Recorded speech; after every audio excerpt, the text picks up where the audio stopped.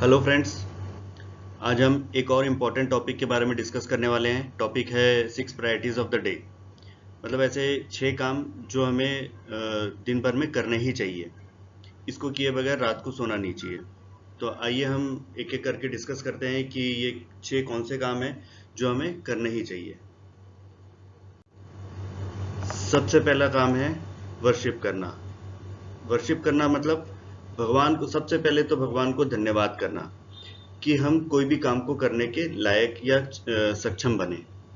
क्योंकि अगर वो हमें ताकत नहीं देते, वो हमें बुद्धि नहीं देते, वो हमें इतना सक्षम नहीं बनाते कि हम किसी काम को कर सके, तो हम किसी भी प्रकार के काम को नहीं कर सकते। और हमें ये चीज़ का भगवान को हमेशा धन्यवाद करना, थैंक्स बोलना कि भैया भगवान आपने हमें इतना सक्षम बनाया कि हम किसी काम को कर सक रहे हैं। और हमें दिन भर में ये भी कोशिश करना कि हम भगवान के पास और किस तरह से जा सके, या हम हमारे एसोसिएशन को कैसे बढ़ा सकते हैं।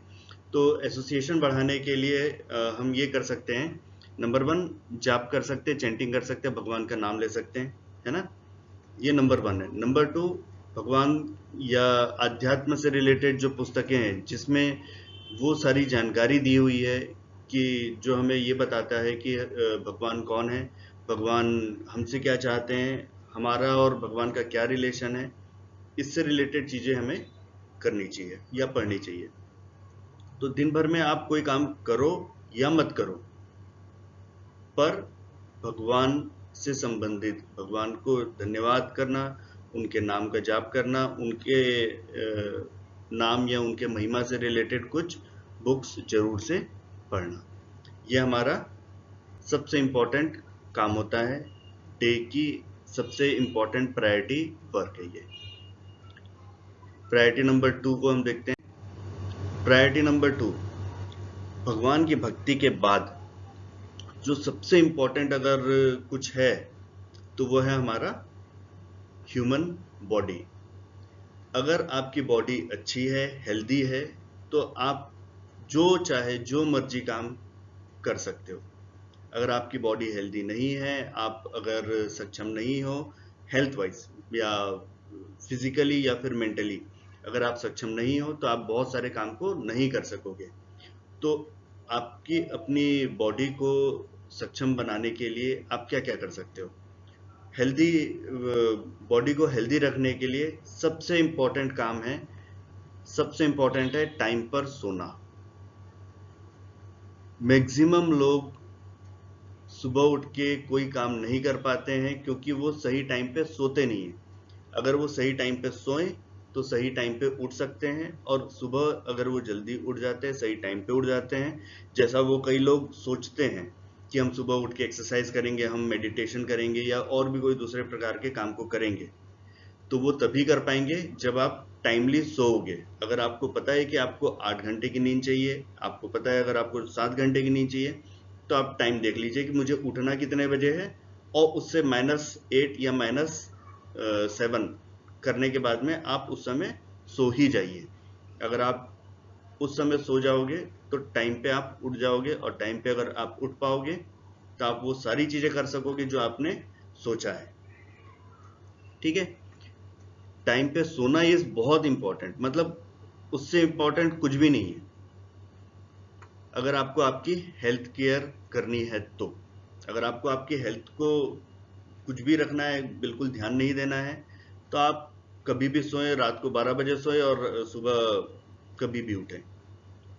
और अगर आप जितना लेट उठोगे, आपको पता है कि आप सिर्फ वही काम को कर सकोगे जो बहुत ही ज्यादा इंपॉर्टेंट है, जिसका मतलब यह है जो बेसिक काम है आपके। सुबह उठोगे, नहाओगे धोगे, तैयार होगे, और ऑफिस कॉलेज या फिर जहाँ पे भी आपको जाना है वहाँ पे आप चले जाओगे, है ना। तो सुबह सही टाइम पे उठने के लिए, अपनी हेल्थ को अच्छे से मेंटेन करके रखने के लिए, रात को सही समय पे सोना बहुत जरूरी है। सेकेंड पॉइंट है आप हेल्थ केयर में टाइम पर खाना खाना। आज की डेट में मैक्सिमम लोगों की जो दिनचर्या हो गई है, उसमें क्या होता है कि वो खाना जिस तरह से खाना चाहिए उस तरह से ना खा के कुछ अलग ही टाइप से खाते हैं। जैसे सुबह फटाफट जाना है तो आप बहुत कम खाना खाते हैं, जबकि ऐसा नहीं होना चाहिए। सुबह आपको थोड़ा हैवी खाना खाना चाहिए। दोपहर को मीडियम रेंज वाला खाना खाना चाहिए, जिसमें बहुत ज़्यादा हैवी ना हो। और शाम को बिल्कुल हल्का खाना खाना चाहिए। जबकि आज की डेट में होता बिल्कुल उल्टा है।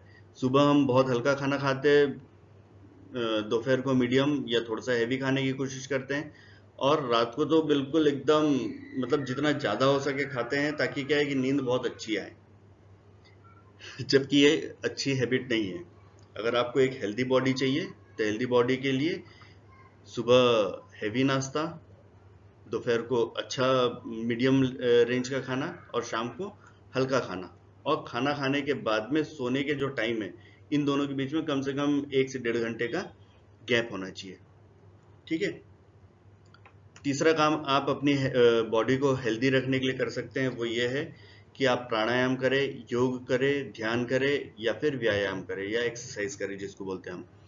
तो अगर आप दिन की अगर सेकंड प्रायोरिटी अगर देखें तो वो है अपनी हेल्थ को मेंटेन करके रखना, है ना। और हेल्थ को आप मेंटेन कैसे करके रख सकते हैं, तो ये 3 पॉइंट हैं, जिन 3 पॉइंट के बेसिस पे आप अपने आप को हेल्दी बना सकते हैं या रख सकते हैं। आप अपने आप को हेल्दी बॉडी मेंटेन करके रख पाओगे। ठीक है। तो चलते हैं हम third priority of the day के लिए। थर्ड प्रायोरिटी है वर्क और रिस्पॉन्सिबिलिटी। वर्क और रिस्पॉन्सिबिलिटी को निभाना। आप जिस भी कैटेगरी के बंदे हो, सपोज अगर आप एक स्टूडेंट हो, तो स्टूडेंट के का मेन वर्क या फिर उसकी जो मेन रिस्पॉन्सिबिलिटी है वो क्या है? उसकी मेन रिस्पॉन्सिबिलिटी है या मेन काम है पढ़ना या सीखना। अगर कोई स्टूडेंट है तो उसको उसको और कुछ नहीं करना है, सिर्फ सीखना है। सीखने के लिए वो अलग अलग स्कूल में जाता है या कॉलेज में जाता है, वहाँ पे सीखता है, या फिर कई कोचिंग क्लासेस में जाता है, या फिर एक्स्ट्रा कुछ एक्टिविटीज़ में ट्यूशन्स में जाता है, तो वो वहाँ पर चीज़ों को सीखता है। तो अगर आप स्टूडेंट हैं तो आपको आपका काम है सीखना। वो आपको ईमानदारी से 100% करना चाहिए। दूसरा, यदि आप कोई कर्मचारी हैं या अगर आप व्यापारी हैं, तो आपका मेन काम क्या है? आपको ऑफिस में या फिर आप जिस भी जगह पर हैं, उस जगह पे आपको आपके काम को बहुत अच्छे तरीके से परफॉर्म करना, 100% अपने काम को करने की कोशिश करना। क्योंकि आप आधे मन से अगर कोई काम करेंगे तो रिजल्ट आउटपुट भी आधा ही आएगा। और वहीं पे अगर आप पूरे मन से काम करेंगे, खुश होके काम करेंगे, तो आपका आउटपुट जो है वो बहुत अच्छा होगा। जितना ज़्यादा अच्छा आउटपुट होगा उतना ज़्यादा आपको रिटर्न मिलेगा। आप बहुत अच्छा काम कर रहे हैं, आपको बहुत अच्छा तरक्की मिलेगी, आपको बहुत अच्छी किसी दूसरी जगह नौकरी मिलेगी, क्योंकि आपका काम बहुत अच्छा है। वहीं पे अगर आप अच्छे व्यापारी हैं, एक व्यापारी अगर हैं, तो आपको क्या करना होगा कि आपको 100% अच्छी सेवाएं कस्टमर को, उपभोक्ताओं को देना होगा, जिससे वो खुश होके आपको अच्छा रिटर्न दे। आपको रिटर्न मतलब आपको एक अच्छी प्रॉफिट या फिर आपको अच्छी इनकम मिलेगी। तीसरी कैटेगरी के लोग होते हैं, वो होते हैं परिवार के, परिचित, दोस्त, समाज। आप अगर ऐसी कैटेगरी में हैं जो कि स्टूडेंट और व्यापारी कैटेगरी के नहीं हैं, या मतलब काम करने वाले और स्टूडेंट कैटेगरी के नहीं है, मतलब आप थोड़ी सी ओल्ड एज में हैं, है ना। तो ओल्ड एज में हो या फिर आप किसी भी एज में हो, आप हमेशा परिवार से जुड़े हुए होते हो, आप अपने परिचितों से घिरे हुए होते हो, दोस्त आपके होते हैं, समाज में आपके बहुत सारे अलग अलग प्रकार के दायित्व होते हैं, जो आपको बाकी जो दो कैटेगरी है उसमें रहते हुए भी, या फिर अगर आप इन दोनों कैटेगरी से बाहर आ गए हैं तब भी, आपको इन सभी से अच्छा रिलेशंस बना के रखना पड़ेगा, है ना। और आपके कुछ दायित्व परिवार के प्रति होते हैं, आपके कुछ दायित्व आपके दोस्त, आपके समाज के प्रति होते हैं, तो उन दायित्वों को भी समय पे पूरा करना है। ये आपका थर्ड प्रायोरिटी है। आपको ये देखना है कि क्या आज मैंने अपने परिवार के प्रति जो मेरे दायित्व थे वो पूरा किया या नहीं किया, मेरे समाज के प्रति या मेरे दोस्त के प्रति जो मेरा काम था वो मैंने किया या नहीं किया, है ना। कई बार हम कमिटमेंट कर देते हैं कि हाँ मैं कल ये वाला काम करूंगा, बट होता क्या है कि हम कल कुछ नहीं करते हैं। ये गलत है।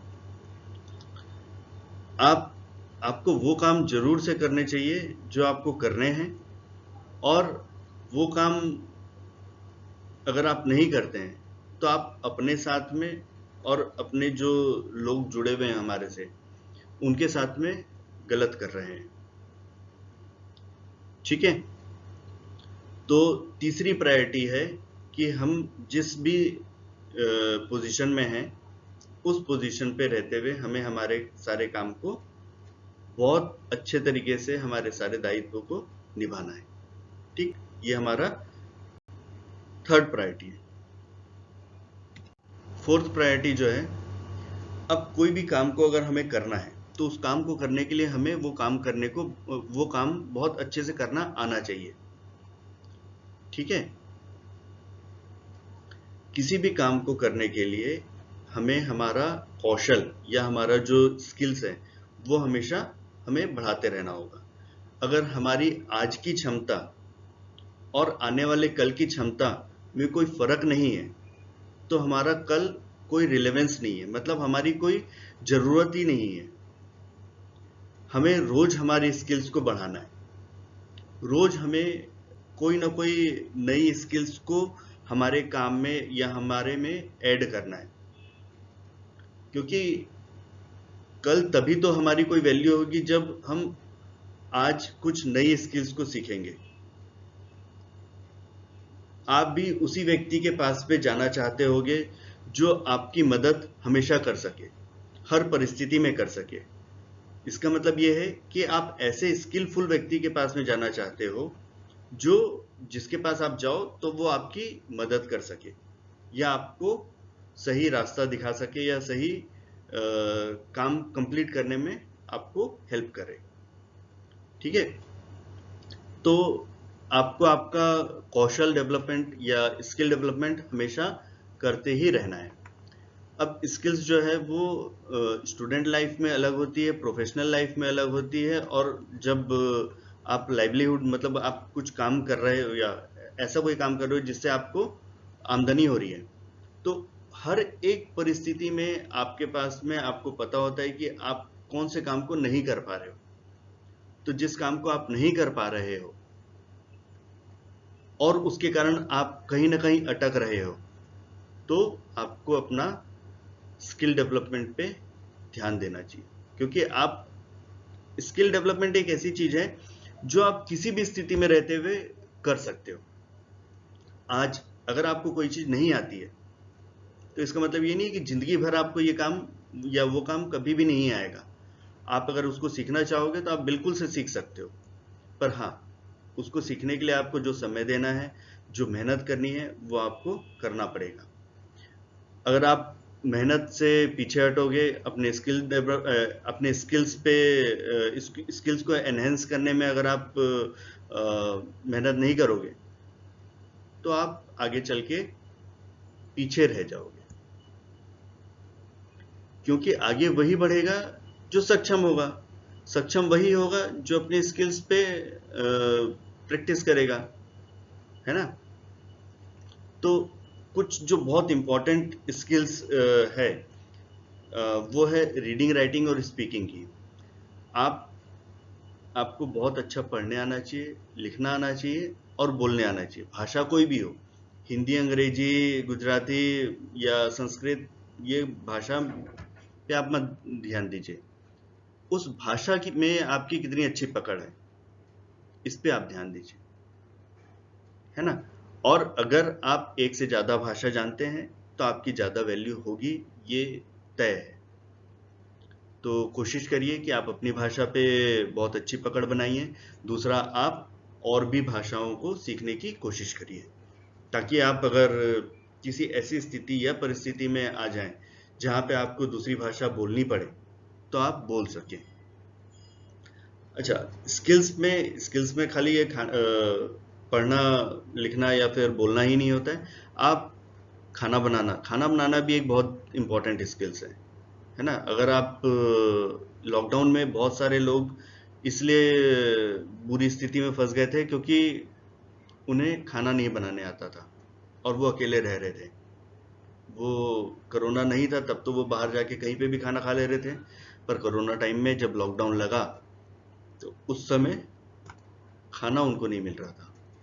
बनाने आता नहीं है तो बना सकते नहीं है, तो वो बहुत ही मिनिमम चीजें जो कि रेडीमेड होती थी दुकान से जो मिल जाता था, जैसे बिस्किट्स है, टोस्ट है, दूध है, इन्हीं पे ही बहुत ज्यादा डिपेंडेंट होना शुरू हो गए। या नूडल्स हैं, मैक्सिमम लोग नूडल्स खा खा के उस समय बिताए हैं।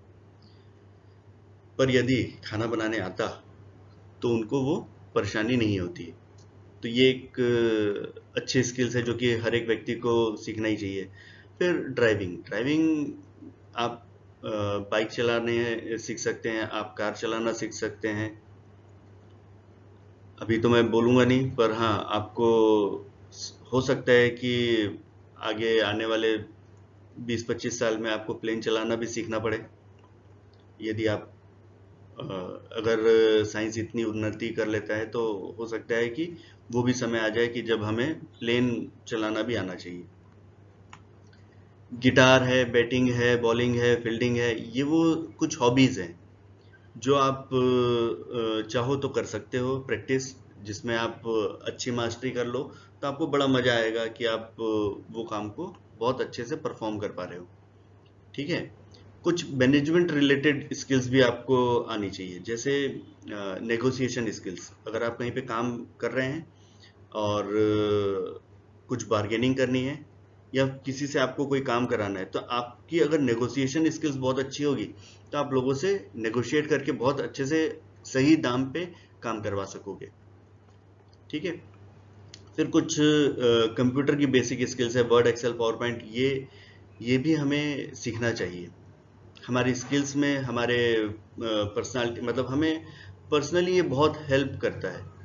यदि आप बहुत अच्छा वर्ड की जानकारी रखते हैं, वर्ड जो एप्लीकेशन है माइक्रोसॉफ्ट का वर्ड, जिसमें आप लेटर टाइपिंग से रिलेटेड एक्टिविटीज़ या काम करते हैं, एक्सेल जिसमें आप डेटाबेस मेंटेन करके रख पाते हैं, पावर पॉइंट जो मैं भी आपको बता रहा हूँ, एक एक करके प्रेजेंटेशन इसके मतलब स्लाइड्स बनी हुई है जिसको मैं एक्सप्लेन करते जा रहा हूँ।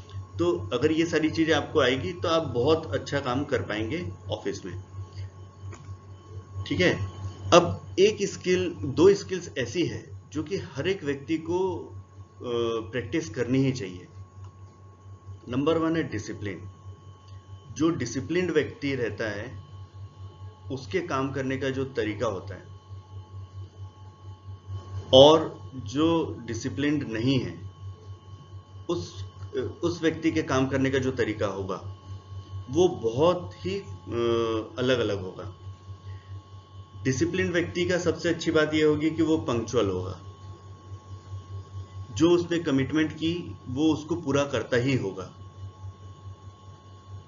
और ऐसे व्यक्ति जो अपने कमिटमेंट को पूरा करते हैं उसकी वैल्यू बहुत ज्यादा होती है, एज कंपेयर टू वो व्यक्ति जो कमिटमेंट करता है पर पूरा नहीं करता है, क्योंकि वो डिसिप्लिन नहीं है। मतलब उसको अपने शब्दों की कोई अहमियत ही नहीं है। वो कुछ भी बोल देता है बट उसके बाद में उसको वो भूल जाता है या फिर उसको करता नहीं है। तो ऐसे व्यक्ति की वैल्यू कभी भी नहीं रहेगी, और मतलब ना तो उसकी वैल्यू समाज में होगी, ना ही ऑफिस में होगी, ना ही किसी और जगह पर होगी। और ऐसे व्यक्ति आगे चल के सिर्फ अपने आप को कोसेंगे कि यार मैं तो बहुत कुछ करता था, मैं बहुत कुछ कर सकता था, पर मैंने नहीं किया। क्यों नहीं किया? क्योंकि जब जो करना था वो उन्होंने नहीं किया। अगर वो कर लेते तो आज एक बहुत ही अच्छी लाइफ बिताते। नंबर 2, लाइफ को बहुत अच्छे से मैनेज करने के लिए हमें टाइम मैनेजमेंट आना चाहिए। तो टाइम मैनेजमेंट दूसरी एक ऐसी स्किल्स है जो कि हर एक व्यक्ति में होनी ही चाहिए। अगर वो टाइम मैनेजमेंट कर सक रहे हैं, एक बार एक बहुत ही बड़े उद्योगपति है, उसकी वाइफ ने अपने पति के बारे में बताया कि मेरा पति बहुत बड़ा उद्योगपति है, पूरे देश में और पूरी दुनिया में उसका काम चल रहा है, पर मैं एक चीज देख के हैरान हो जाती हूँ कि वो बहुत ही ज्यादा टाइम को अच्छे से मैनेज कर पाता है। वो ऑफिस को भी उतना ही समय देता है और परिवार को भी उतना ही समय देता है। तो ये वही व्यक्ति कर पाएगा जो अपने टाइम को बहुत अच्छे से मैनेज करना सीख जाएगा। जो व्यक्ति टाइम की अहमियत को नहीं समझा, अपने आप को डिसिप्लिन नहीं रखा, वो आगे चल के कहीं न कहीं पछताएगा। क्यों पछताएगा? क्योंकि वो व्यक्ति को बहुत सारे काम करने की क्षमता होती तो है, पर वो डिसिप्लिन्ड या टाइम को अच्छे से मैनेज नहीं कर पाते हैं, इस वजह से वो उस काम को नहीं कर पाते हैं, और जहाँ पे उनकी जीवन की सारी समस्याएं शुरू होती है। आधे से ज़्यादा व्यक्ति से आप जब मिलेंगे तो आप पाएंगे कि वो व्यक्ति कहीं ना कहीं अपने आप को असफल मानता है, और उसकी असफलता के पीछे टाइम को बहुत अच्छे से नहीं मैनेज कर पाना या फिर अपने लाइफ में डिसिप्लिन नहीं रह पाना कारण बताता है। तो आप ये कोशिश करिए कि आप उन कैटेगरी में न जाएं जहाँ पे आप अपने आप को आगे चल के ये बोले कि मैंने ये काम नहीं किया या मैं ये काम नहीं कर पाया, मैंने सोचा था पर मैं ये नहीं किया, मतलब आप डिसिप्लिन नहीं है। तो आपको कोशिश ये करने की है कि आप अपने आप को बहुत ज़्यादा अच्छे तरीके से डिसिप्लिन्ड और टाइम मैनेजमेंट के हिसाब से काम कर पाएं, या अपने आप को वो स्किल्स दे पाएं। ठीक है? और भी हॉबी से रिलेटेड बहुत सारी स्किल्स हैं जो आप चाहें तो आप डेवलप कर सकते हैं। ये मैंने कुछ सिर्फ एग्जाम्पल यहाँ पर दिए हैं। इसका मतलब ये नहीं कि सिर्फ इतने ही है और आपको इतना ही करना है, आपको बहुत कुछ करना है। डिपेंड करता है कि आपकी रुचि किस में है और आप किस प्रकार के काम में इन्वॉल्व हैं। ठीक है? तो हम देखते हैं अब स्किल पॉइंट नंबर 5, मतलब प्रायोरिटी नंबर 5, ग्रो नेटवर्क। बहुत ही ज्यादा इंपॉर्टेंट है अपना अच्छा नेटवर्क बनाना। आप जीवन में कोई भी काम करें, अकेले तो करोगे नहीं। सॉरी, आप अकेले काम नहीं करोगे तो आपको किसी न किसी और साथी की जरूरत होगी। आपका जो नेक्स्ट साथी है, आपके जो साथ में लोग हैं, चाहे वो परिवार के लोग हैं, आपके दोस्त हैं, या फिर और भी कोई हैं, ऑफिस से संबंधित कोई व्यक्ति है, वो आपके साथ तभी काम अच्छे से करना चाहेगा या वो काम आपके साथ में तभी करेगा जब आपका और उसका अच्छा रिलेशन होगा। रिलेशन कब होगा? जब आपके नेटवर्क पे वो आएगा, आप उसको इम्पोर्टेंस दोगे और वो आपको इम्पोर्टेंस देगा। वो तभी होगा जब आप अच्छे से अपने रिलेशंस को डेवलप कर पाओगे।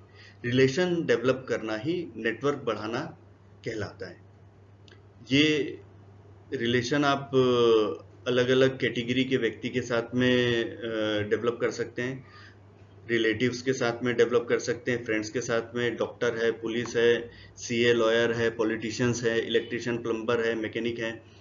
आपको अगर कोई काम करवाना है घर पे, अगर कोई इलेक्ट्रिशियन से रिलेटेड कुछ चीज़ें खराब हो गई है, आपके पास में अगर इलेक्ट्रिशियन का नंबर ही नहीं है तो क्या आप फटाफट अपने काम को करवा पाएंगे? नहीं करवा सकते। आपको पहले इलेक्ट्रिशियन खोजना पड़ेगा, फिर आपको उसको बोलना पड़ेगा कि भैया आप मेरे यहाँ पे आके कोई काम को करिए। वहीं पे अगर आपका इलेक्ट्रिशियन के साथ में अच्छा संबंध है, अब संबंध कैसे बनेगा? आपको उसके पास जाना है, उसका कांटेक्ट नंबर लेना है और उसको ये बोल के आना है कि भैया जब भी मुझे कभी जरूरत पड़ेगी तो मैं आपकी मदद लूंगा, आप मेरे घर पे आ जाइएगा और जो भी जरूरत होगी उस काम को पूरा कर दीजिएगा। आपको बस यही करना है, प्लम्बर के पास में या मैकेनिक के पास में यही जाके करना है, उसके नंबर आपके पास में होने चाहिए। आपकी गाड़ी कहीं कभी भी हो सकता है कि आपकी गाड़ी कहीं बीच रास्ते में बंद हो जाए। एक तो तरीका ये है कि आप गाड़ी को ढकेलते हुए लेके आए, और अगर आपकी कार है तो आप तो वो भी नहीं कर पाओगे। अगर आपकी बाइक है तो आप उसको ढकेल के मैकेनिक के पास से लेके आए और उसको बोलिए कि भैया बनाइए। दूसरा ऑप्शन ये है कि यदि आपके पास में उस मैकेनिक का नंबर होता, आप उसको फ़ोन करिए, फ़ोन करके बताइए कि भैया मेरी गाड़ी यहाँ पे फलाना जगह पे ख़राब हो गई है, आप किसी व्यक्ति को भेज दीजिए, वो आप जो यहाँ पे मेरी गाड़ी को बना सके। ये एक तरीका हो सकता है, और ये तभी होगा जब आपका उस मैकेनिक के साथ में किसी भी प्रकार का रिलेशन होगा। चाहे आप उसको जानते होगे या फिर आपने कभी उसकी किसी काम को करने में मदद की होगी। आप ये बार्टर सिस्टम है, रिलेशन बनाना मतलब एक barter system. Relation one sided नहीं बनते, बहुत कम रिलेशन ऐसे होते हैं जो वन साइडेड होते हैं, बट अधिकतर रिलेशन जो होते हैं वो बार्टर टाइप के होते हैं। बार्टर टाइप का मतलब ये है कि आप किसी को कुछ दो और वो आपको कुछ रिटर्न में देगा। तो आपको ये ध्यान में रखना है और ये कोशिश करनी है कि आप रोज डेली एक नए व्यक्ति के साथ में अपना रिलेशन डेवलप करें या अपना नेटवर्क बढ़ाएं। एडवाइजर, टीचर और गाइड, ये हमें हमेशा हमारे जीवन में अच्छे रखने चाहिए। मतलब अगर आपको किसी भी प्रकार की कोई हेल्प की जरूरत है, कोई एडवाइस की जरूरत है, तो आप सही व्यक्ति से एडवाइस लीजिए। और वो सही व्यक्ति कौन होगा, ये आपको ये देखना है कि उससे और कितने लोग एडवाइस ले रहे हैं। जिससे सिर्फ एक व्यक्ति एडवाइस ले रहा है और जिससे 50 लोग एडवाइस ले रहे हैं, तो इन दोनों में कुछ तो फर्क होगा। एक व्यक्ति से अगर कोई एक ही व्यक्ति एडवाइस ले रहा है, मतलब ये है कि या तो उसकी एडवाइस में उतना दम नहीं है, या तो फिर वो बहुत ज़्यादा लोगों को अभी अपनी एडवाइस से रिटर्न या रिजल्ट नहीं दिखा पाया है। वहीं पे जिससे 50 लोग एडवाइस ले रहे हैं, तो हो सकता है कि उसने पहले कभी कोई रिजल्ट दिखाया होगा अपनी एडवाइस का, कि उसने जो एडवाइस दी है वो लोगों को हेल्पफुल रही होगी, तभी तो वो 50 लोग उसके पास जा रहे हैं, उससे हेल्प लेना चाह रहे हैं या उससे एडवाइस ले रहे हैं, है ना। तो हमें हमारे नेटवर्क पे ऐसे अच्छे एडवाइजर्स खोजने हैं और उनसे हमारे रिलेशंस हमें डेवलप करने हैं, ताकि हम कहीं अगर फंसे या कभी अपने को उनकी मदद चाहिए हो तो हम उनके पास जाके हेल्प ले सकें, है ना। क्योंकि लोग बहुत अवेलेबल नहीं होते हैं, हर कोई अवेलेबल नहीं होता है। जब आप चाहो तब वो आपके लिए अवेलेबल हो जाए, संभव नहीं है। उसके लिए आपको इतना अपने आप को सक्षम बनाना होगा, या आपको इतना उनके गुड बुक्स में लेके आना होगा कि जब आप उसकी हेल्प चाहो तो वो आपको मिल सके। ओके, तो 5th पॉइंट ये है कि आपको आपका नेटवर्क डेवलप करना है। ये रात को सोने से पहले ये ध्यान रखना ही है कि क्या आज मैंने कोई नेटवर्क बढ़ाया या नहीं, है ना। तो ये नेटवर्क बढ़ाने वाला है 5th पॉइंट।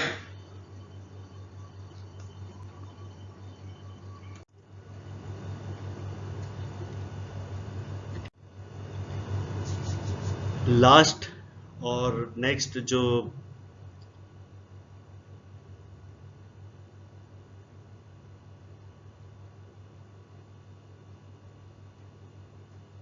प्रायोरिटी है, लास्ट और नेक्स्ट जो प्रायोरिटी है वो है डायरी राइटिंग। डायरी राइटिंग का मतलब ये है कि आपने दिन भर क्या किया, क्या किया, आपको आगे कभी कुछ क्या करना है, उसको सारी चीज़ों को नोट करके रखने की जो प्रोसेस होती है वो हम बोलते हैं डायरी राइटिंग करना, है ना। डायरी राइटिंग जो होती है वो बहुत इंपॉर्टेंट है, क्योंकि आपने दिन भर में जो शेड्यूल बनाया था, जो आपने सुबह प्लान किया था, कि आपने उस प्लान के हिसाब से उसको कंप्लीट किया या नहीं किया। ये चीज आपको आपके रात को जब आप डायरी राइटिंग करते हैं ना, मतलब लिखते हैं कि आपने क्या कंप्लीट किया, टिक मारते हैं कि हाँ मैंने ये वाला काम कंप्लीट कर लिया, ये वाला काम कंप्लीट कर लिया, फिर आपको ध्यान आता है कि हाँ अरे ये एक पॉइंट रह गया है, तो इस पॉइंट को आप अगले दिन के मतलब नेक्स्ट डे के पेज में लिख देते हैं कि ये काम मुझे कल करना है। ठीक है, तो डायरी राइटिंग बहुत इंपॉर्टेंट चीज है। जो आपने किया, जो आपने नहीं किया, वो सारी चीजों को रिकॉर्ड करके रखना और आगे के लिए प्लान बनाना, ये सारी चीजें आप डायरी में लिख के रखते हैं। डायरी राइटिंग आप पास्ट के बारे में भी लिख सकते हैं, कुछ जो चल रहा है उसके बारे में भी कर सकते हैं, और आपको फ्यूचर में क्या करना है वो चीज के भी बारे में आप अपनी डायरी में लिख के रख सकते हैं। डायरी जो जनरली होती है वो डेट वाली डायरी ही लिखनी चाहिए। नॉर्मल जो डायरी रहती है जिसमें डेट नहीं रहता है, उसमें क्या होता है कि अगर आपको फ्यूचर की डेट में अगर कुछ काम करना है तो वो आप नोट नहीं कर पाते हो, या नोट जो करते हो वो आपको फिर ध्यान रखना पड़ता है कि हाँ मुझे ये वाला काम करना है। पर अगर डेट वाली डायरी है और सपोज मुझे अगर 25 जनवरी को कुछ काम करना है, तो 25 जनवरी को मैं लिख के रख दूंगा कि 25 जनवरी को मेरे को ये वाला सारे काम कंप्लीट करने के, है ना। और वो डेट पन्ना पलटना है, लिख देना है। ठीक है, ये काम सारे स्टूडेंट, सारे प्रोफेशनल और सारे बिजनेस ओनर सभी के लिए ये इक्वली इम्पोर्टेंट है। आप स्टूडेंट हैं तो आप टाइम टेबल बनाते हैं, टाइम टेबल के हिसाब से आपको काम करना होता है, आप काम कंप्लीट कर रहे हो या नहीं कर रहे हो, ये चीज़ को आपको रिकॉर्ड करके रखना पड़ता है। प्रोफेशनल्स हो तो आपको दिन भर में क्या काम मिला है, उस काम को आपने सही तरीके से कंप्लीट किया है या नहीं किया है, वो चीज़ के बारे में आप रिकॉर्ड करके रखते हो। और कुछ काम जो आपको कैरी फॉरवर्ड होते हैं, जो मीन्स अगले दिन या उसके बाद के किसी दिन के लिए आप नोट करके रखते हो, तो वो भी आपके लिए प्रोफेशनल पर्सन के लिए बहुत इंपॉर्टेंट रहता है डायरी राइटिंग करना। बिजनेस ओनर को डायरी राइटिंग इसलिए करनी चाहिए क्योंकि आपको ये पता रहे कि मुझे किस किस दिन क्या क्या काम को कंप्लीट करना है या करवाना है। ओके, और डायरी राइटिंग के कुछ बेनिफिट होते हैं। एक तो शेड्यूल्ड पर्सन की ये सबसे अच्छी निशानी होती है। जो बंदा डायरी राइटिंग करता है वो एक शेड्यूल्ड पर्सन रहता है। शेड्यूल्ड पर्सन मतलब टाइम पे काम करने वाला, किसी भी डेट को या किसी भी चीज को मिस ना करने वाला। ओके, सेकंड इम्पोर्टेंट काम मतलब बेनिफिट ये रहता है डायरी राइटिंग का कि आपकी राइटिंग स्किल्स जो है वो डायरी राइटिंग से बढ़ती है, क्योंकि आपको लिखने की आदत हो रही है। ठीक है, फिर थर्ड बेनिफिट है कि आप सारी चीज़ों को रिकॉर्ड करके रखते हैं। सारी एक्टिविटीज़ जो भी काम आप कर रहे हैं या इवेंट्स है, उन सारे काम को आप सारी एक्टिविटीज़ को रिकॉर्ड करके रखते हैं, सो दैट आप कभी अगर क्योंकि व्यक्ति की याददाश्त जो रहती है वो लिमिटेड है, आपको सारी चीज़ें हमेशा याद रहे ऐसा होता नहीं है। तो अगर आपको कभी किसी पॉइंट पे जाके अगर देखना है या पता करना है कि मैंने आज से 15 दिन पहले या 2 महीना पहले मैंने क्या किया था, किस तारीख को किस तरह से काम किया था, तो वो आपके पास अगर रिकॉर्डेड एक्टिविटीज है तो आपको ये पता रहेगा कि उस दिन आपने क्या किया, कैसे किया, किस किस व्यक्ति के साथ में मिलके काम किया, क्या क्या, कौन कौन, उसके नंबर वगैरह क्या है। ये सारी चीजें आप उस डायरी राइटिंग में मतलब जब आप डायरी लिखते हैं तब उसमें ये सारी चीजों को भी रिकॉर्ड करके रखते हैं। डायरी राइटिंग से आई ओपनर की तरह काम करता है डायरी राइटिंग, क्योंकि आपको जब शाम को या रात को आप जब कंप्लीट करते हैं, बुक कंप्लीट कर रहे हैं, बंद कर रहे हैं, तो उससे पहले आप खोल के देखोगे कि मैंने क्या क्या प्लान किया था और वो प्लान के हिसाब से मैंने किया या नहीं किया। अगर नहीं किया तो वहाँ पे कुछ ना कुछ गड़बड़ी है, गलती है, क्योंकि काम तो कंप्लीट करना पड़ेगा ना हमें। तो हमें पता चल जाता है कि हमने क्या क्या काम को नहीं किया। ठीक है, तो ये हमारे 6 प्रायोरिटीज ऑफ द डे है। हर एक व्यक्ति को इन 6 काम को करने के बाद ही किसी दूसरे काम को करने की सोचना चाहिए। किसी दूसरे काम को करने की सोचना चाहिए का मतलब ये है कि यदि आप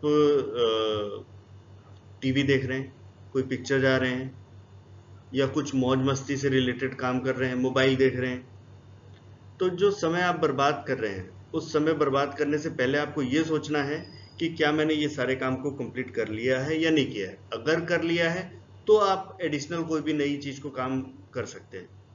अगर आपने नहीं किया है और आप मोबाइल चला रहे हैं तो आप डिसिप्लिन्ड पर्सन नहीं है।